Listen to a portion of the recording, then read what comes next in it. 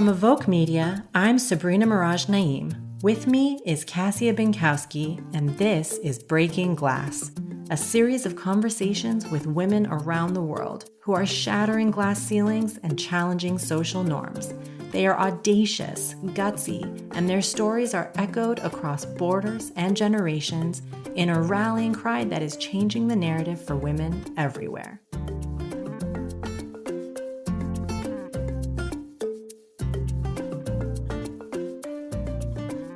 We're staying local today to speak with Tina Hay, who's the founder and CEO of Napkin Finance, a multimedia platform where members can learn everything about money in 30 seconds or less.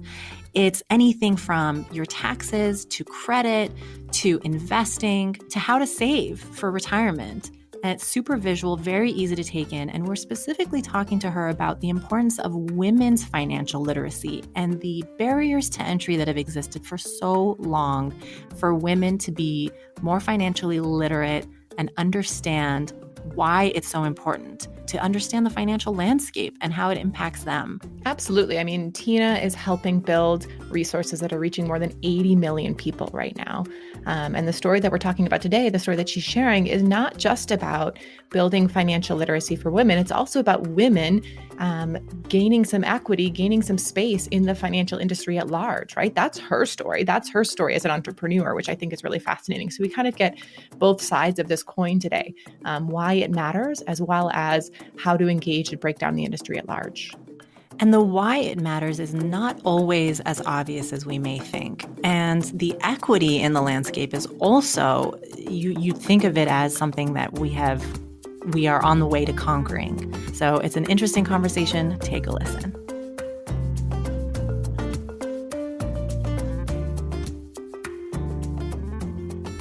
Hello, Tina. Thank you so much for joining us. Thank you for having me. It's such a pleasure. So you're based in LA. I'm also based in LA, so geographically not so far away. Most of our conversations with women are, all over the world, but the purposes of this conversation are to talk about women's issues that are global and, influential, and this is no exception at all. You are the founder and CEO of Napkin Finance, which is a multimedia platform where members can learn everything about money in 30 seconds or less. And I want to have you verify this number because it's mind-boggling. You reach over 80 million households with financial education resources. Is that correct? That's right. Amazing, beautiful. We're going to dig into that. So a huge portion of your career and your personal motivation has been to empower women with this information, which is what we really want to talk about today. So take us back for a moment, if you can, to what your own exposure was to financial education growing up. Was it something spoken about and prioritized in your home? So I would say I don't think I ever had a formal financial education.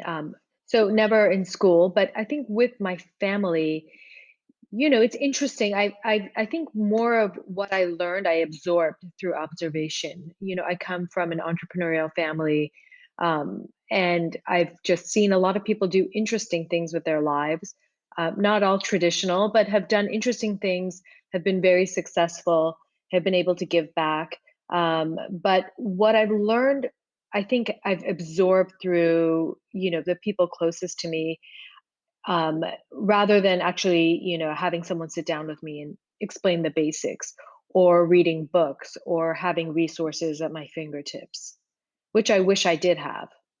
So it wasn't something that was just, your parents said to you at an early age, this is something you need to learn to educate yourself on. It was more of kind of through osmosis and around you. So I think two points on that. I think number one, my parents have always, with myself, I have a brother and sister, with my siblings and myself, have always been very clear that you need to be able to stand on your own 2 feet. So I think that is what my understanding was, is that you need to be empowered and to be able to take care of yourself regardless of what your circumstances are. So that's the first part. The second is, I think I had a lot of curiosity around learning about, understanding financial well-being and how money works. And I find it very fascinating. And I actually think what's interesting is I come from even in building this company, I come from a layman's perspective of, not being a finance person, not being a numbers person. And I think that's what's really interesting about finance is that it's not intuitive. And what most people really, the issues most people have is that it's really challenging to engage with it. And so the way that we break things down, we do it for lots of people. I do it for myself constantly. I learn all the time from the content that we produce and simplifying things. So I think I've always had a curiosity around learning about money. And I think it should be more simple for everyone to learn about it and understand it. But as a woman, I think I've had a very different perspective than if I was a man growing up and also currently. I love what you're saying because in my other life, I'm actually in venture capital, which is a highly finance oriented industry. But finance is my, you know, my weakest subject, always was in school. But I think what you're saying is that it's not intuitive. It appears that there are high barriers to entry, particularly for women, but that we persevere and that there are resources, thanks to napkin finance in particular, for anyone to have a higher literacy of finance in a whole variation. But I want to just understand a little bit more because I think that the gender norms around financial literacy are often kind of generationally passed from one to the other.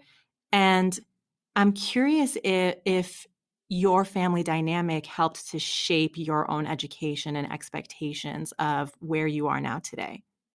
I come from a family that has a lot of very strong, empowered women. And so I think that is definitely been something that's stayed with me and they've been role models. So I think that's one aspect of kind of my upbringing. The second is I think going to the point of being able to be independent and making education always a priority.